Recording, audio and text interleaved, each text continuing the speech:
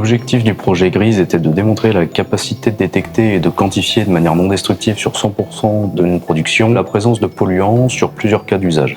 En effet, dans le cadre de nombreuses opérations telles que le collage ou le soudage, il est nécessaire que les pièces à assembler soient exemptes de salissures ou de dépôts. Au démarrage du projet, pour les cas d'usage étudiés, les contrôles étaient réalisés soit par échantillonnage, soit au moment de la mise en place du protocole de nettoyage. Il était donc nécessaire d'explorer de nouveaux moyens de contrôle pour tendre vers un contrôle à 100%.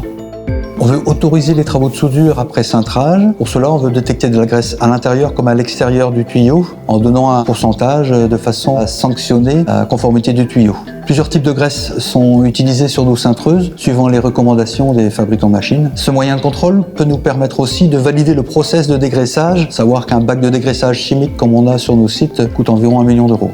Le CETIM et R&D Vision se sont orientés sur l'utilisation de deux technologies, infrarouge et ultraviolette. Ces deux technologies ont été testées sur plusieurs cas d'usage. Un premier cas générique de détection sur surface plane, à encoller et surface brillante, qui nous a permis de nous orienter vers la technologie la plus adaptée pour mettre en évidence les imperfections recherchées. Et ensuite un cas spécifique de contrôle interne de tube, dans lequel le verrou consistait, cette fois-ci, une fois la technologie sélectionnée, d'adapter les moyens existants à la détection de polluants par lumière UV.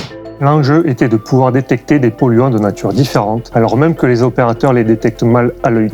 R&D Vision a privilégié une solution de vision par fluorescence sous éclairage UV. Sans contact, large champ, elle est facile à mettre en œuvre et permet un contrôle surfacique, contrairement aux techniques de référence qui sont ponctuelles. Nous avons sélectionné différents polluants rencontrés fréquemment dans l'industrie comme Catest. Lessiviel, huile de coupe, huile moteur ou encore différentes graisses. Sur 7 polluants testés, 6 ont pu être détectés correctement avec une configuration standard de notre système. Les différents essais menés sur les cas d'usage ont permis de mettre en évidence les capacités des deux technologies testées pour identifier les polluants sur les surfaces d'intérêt. En poussant la caractérisation du matériel nécessaire, nous avons aussi pu mettre en évidence des écarts dans les coûts associés à ces matériels et dans les performances en termes de détection. De plus, le travail sur des applications à vocation différente nous a permis d'évaluer, particulièrement pour la technologie ultraviolette, les possibilités de mise en œuvre dans des environnements variés. Les essais de faisabilité se sont appuyés sur une analyse quantitative de la propreté de surface de carter moteur. La détectabilité et l'étalonnage du système étaient deux enjeux majeurs. Grâce à l'application de filtres adaptés, le rapport signal sur bruit est optimisé. Cela permet un niveau de performance équivalent aux moyennes de référence actuelles, même dans un environnement industriel contraignant. Les contextes d'usage Naval Group et Stellantis étaient très différents, mais les résultats tout autant prometteurs.